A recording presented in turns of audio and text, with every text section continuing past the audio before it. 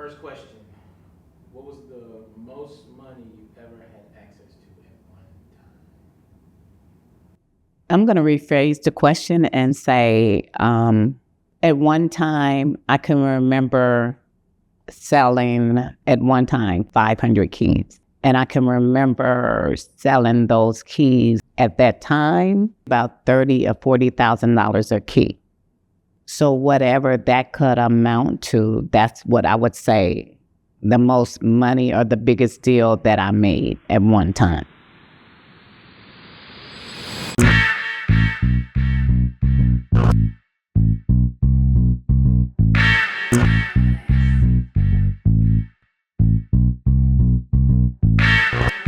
I always wanted to be number one in everything that I did.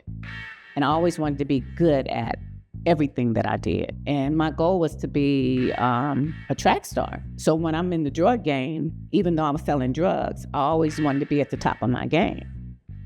Number one, I was like the first Black woman in the world to be in the drug game and to be able to talk to and associate with drug dealers that were men. I can't name any other woman that was on my level except for Gazelle de Blanco.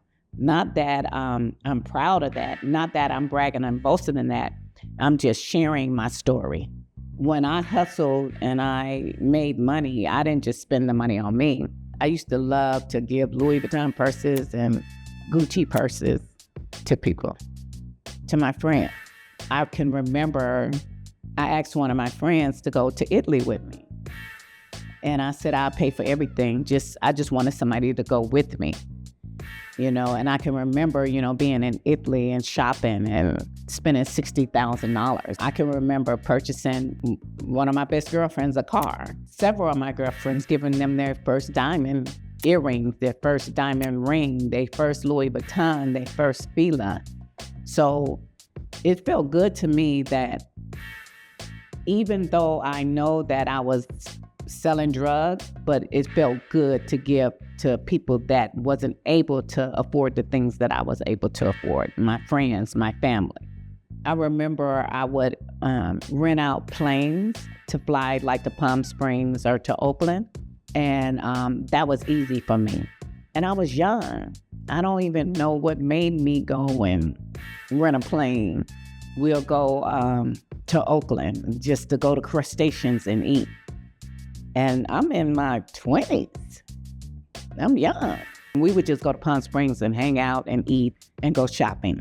I can remember I pulled up to Neiman Marcus, and I can remember walking in, and I was like, I want this, I want that. First, they wasn't trying to help me. It was another lady that was just very nicer than some of the other people in the store. And so then once they started pulling everything out, and they seen that I was paying in cash, then everybody wanted to help me. They wanted to be all nice to me. The one that was helping me, that was being nice to me after you guys wasn't being nice, I continued to buy clothes from her in the future. She became my personal advisory for clothes.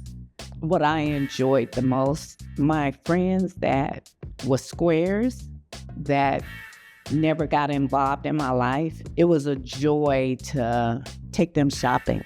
I did that because I wanted to do it and because I could, and to show them a lifestyle that I had without them being in the life. Several of my friends' parents that, had old furniture, I would go buy them brand new furniture. Like if I went to their house and they had old furniture, I would go to the furniture store and buy them new furniture and have it delivered to them the next day and take the old furniture. And I did that because I could.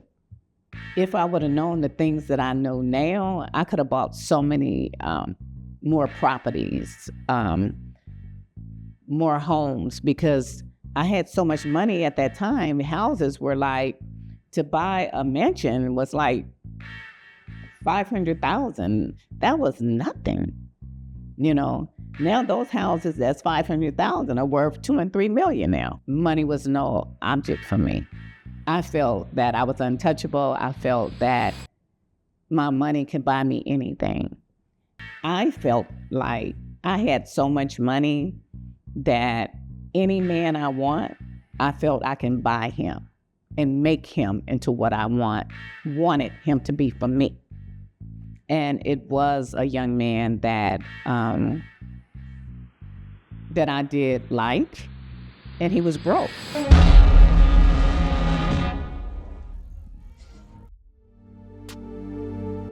When you are a single woman, men are really chasing you because they felt like whatever I had, that I would help them. So I'm not going to say that anyone underestimated me. If anything, they thought I would help take them to the next level, which I did. It was a young man that I did like, and he was broke. He had no money. He had a raggedy car. He had nothing going on. I'm thinking that I'm going to have a relationship with him. It's going to be me and him. In 6 months, you came from nothing, and you driving a Rolls Royce. You have on diamonds. You have on mink coats, all because of me, because I cleaned you up. I put you in a crack house. I put you in a dope house. Now you making money. And so once I made him into what I wanted him to be, then women started liking him and trying to get close to him. He said, I don't know what it is, because women know that I'm with you. They wanted me.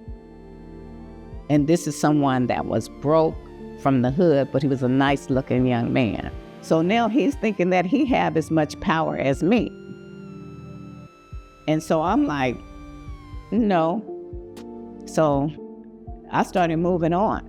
So we actually stopped dating, and then we just became business partners because he still had to get the dope from me. I was his connection. If I didn't give him no dope, he wouldn't, make no money. So I took him from a raggedy bucket to a Rolls Royce.